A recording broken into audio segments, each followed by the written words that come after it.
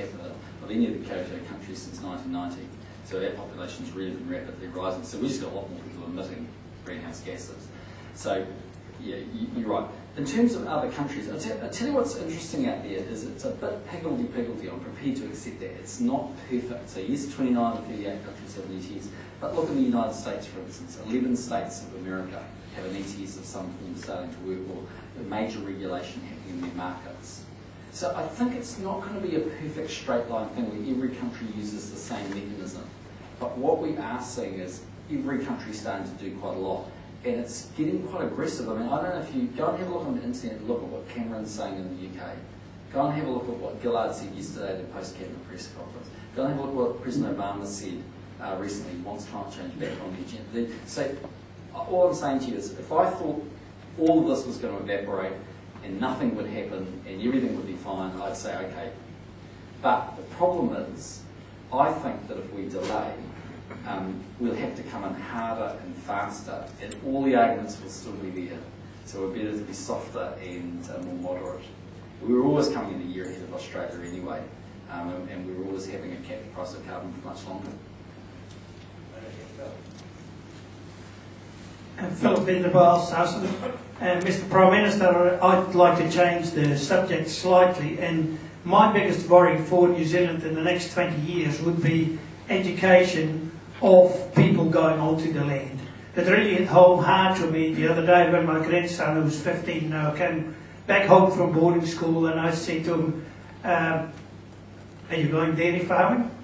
And he said, no way, Opa. And I said, why not? He said, it's hard enough at boarding school now to be a dairy farmer. I don't want to grow up. There's the things that are in the press all the time. And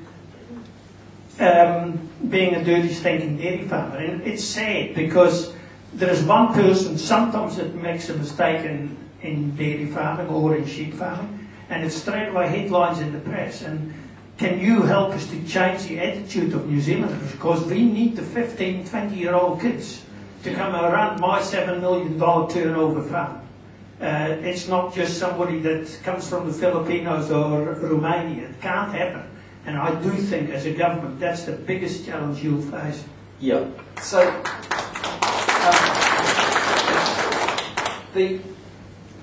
I said to Donna, and so I want you to take this in the spirit that I mean it, and I didn't know you were going to ask this question, so I'll give you my honest, direct answer to that.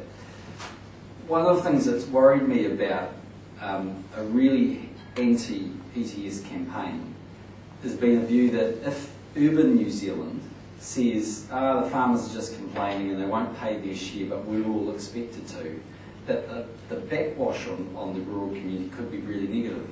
Because you saw that a few years ago when Fonterra's payout went up a lot.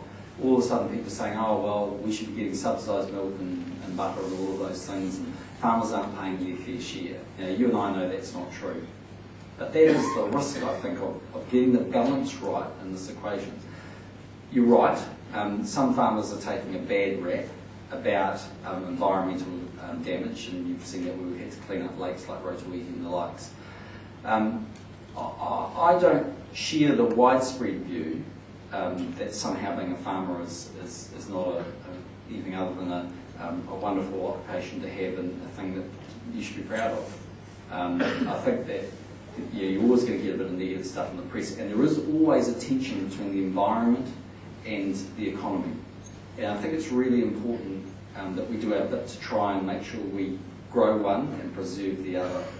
And actually, the feds have been very active in wanting to have good environmental standards so that we don't get pollution, and that we do take appropriate action against farmers that ensure that doesn't happen, because I think it is bad for the industry, because we need your grandson to be a dairy farmer. You know, just look at what's happening in Asia. I tell you, there are always going to be ups and downs, but the trend is your friend. And the trend is India, China, Korea, Vietnam, Cambodia, Malaysia, Indonesia. They're getting wealthier and they want to buy protein. And we have got to be the last country to produce that. Hello, Ms. Nicolson, Federated Farmers. You said a couple of things in your speech that were, well, quite a few interesting things in your speech. Lift productivity on the farm, we all want to do it. can't grow, you will go out of business. There's farmers in the Taupo catchment with a cap. They can't grow. They're capped at a 2005 level. Is it okay that they will be put out of business by regional council and government rules? And how are they supposed to pay the increased cost of GST years? DCs, yeah. So, let me take it on a more generic sense, actually, the other position, which is, one of the things I'd openly acknowledge is that even when it comes to farming, the capacity probably for dairy to pay the ETS costs is, I think we'd all accept, by and large, much more affordable in the current form than sheep and beef farmers. And these guys generally haven't made money for quite a long period of time, have high levels of debt, and an industry outlook which is much more uncertain. I think we've all got to acknowledge that. So a lot of those farmers I meet aren't hostile about the ETS per se, they're hostile about any cost increase. It's not just ETS, it's any cost increase. And that's because they're fighting for their survival. And so the answer to that is we have to go away and try and work out what it is we can do to try and improve that outlook. And we have said to Meat More New Zealand, and I have said to all of the major meat processors in New Zealand, look, we will do whatever we can to realistically improve your productivity and your level of profitability. You come to me with a deal, and I will come to you and try and do what I can, within reason, obviously. And there are opportunities there for, I think, for us to work smarter on that sort of area. In terms of Taupo, you're right, there's a very specific issue around Taupo, which well and truly aware of, which is in relation to the concern about the health of Lake Taupo, but primarily Rotawiti in that area. Again, I think it's a local government issue that's driving it, but I understand exactly the concerns. And I don't have a simple answer for it, and day one's quite specific, obviously, but it comes back to what I said earlier, which is, in the end, we need to use science to try and help us, because what's happening is they're worried about a whole lot of fertiliser, and they're worried, all things they're worried about that stuff going in the lake, so they're worried about the intensity of farming near the lake. And there's got to be ways for us to be able to get through that to increase productivity and make sure that we have a mind for the environment. But I know the issue's very frustrating in Taupo because I've had a number of farmers approach me about it, and they're going broke. So I don't know the answer to that.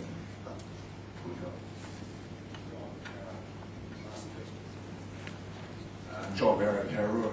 Prime Minister, given the 50% increase in world population in the next 40 years, I think it was, realistically, even if we go hammer and tongs at emissions reductions, that 50% increase in population growth is we're not even going to stand still. Surely population growth has got to far outweigh anything we do to reduce these emissions. Yeah, so you're absolutely right. I mean, there's two things there, isn't there?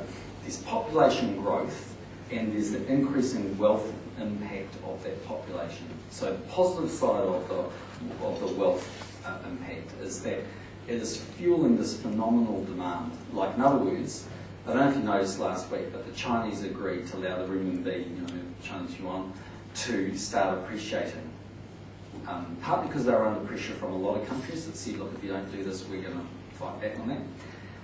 But partly it is a sign of the fact that they're feeling so confident actually that domestic demand, even irrelevant of if Europe is weak or the United States economically is weak for a while, is so strong that they can live through that. So that industrialisation, that wealth effect and that increase in population, you're absolutely right, is driving this huge emissions profile. But surely the answer there has got to be, well, if you accept for a moment that there are some implications of that, just like if we dump a whole lot of effluent in a river, eventually it has an impact, is to say how can we get on top of that? And I think the world is going to change dramatically. I mean, I'll just give you one simple example. If you go to Taiwan, they have a thing called e-tree. So e-tree is the equivalent of Singapore has Biopolis, Taiwan has e-tree. e-tree is their science and innovation sector, and they divide their time. 50% goes to their existing industries and trying to make them more productive and more effective. Right? So that's resins and bicycle manufacturing, all things they've historically done. And 50% is actually on new technology that they think they can blaze a trail with. So they have developed this nanotechnology for a mobile phone. You plug it in once and it never runs out of power. It's my 17-year-old daughter's dream from heaven. It really is. She just wanted to go for a laptop and she's away laughing. So what do I tell you that? Because that's what's going to happen, I'll tell you now. The world is going to develop all these things that are going to have a tremendous impact on reducing emissions. And the more we have to focus on it, the more we'll find those inventions and those creations. And that in the end, from our point of view, that's why we worry about the global alliance.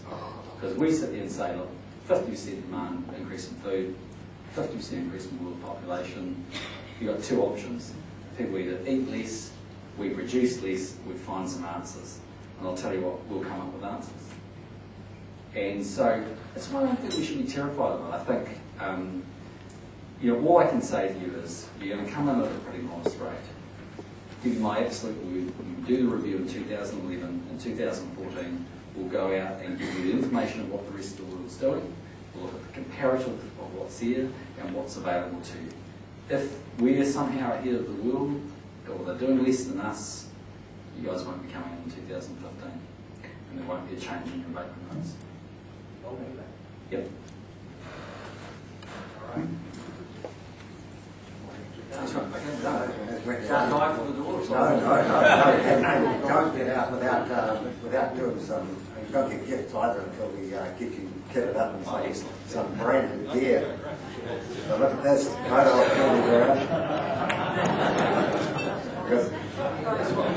which is what? We've got some wine, nice fits scarf. Yeah, corkscrew. Get to that quality. I was going to say, it's your new president. Thanks very much.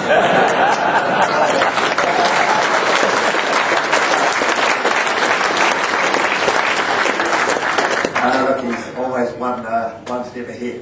Thank you very much, Prime Minister, for a great discussion, very, very open. We appreciate that openness, as always, actually. And yes, you front your argument very, very well, and I'm not going to attack right now.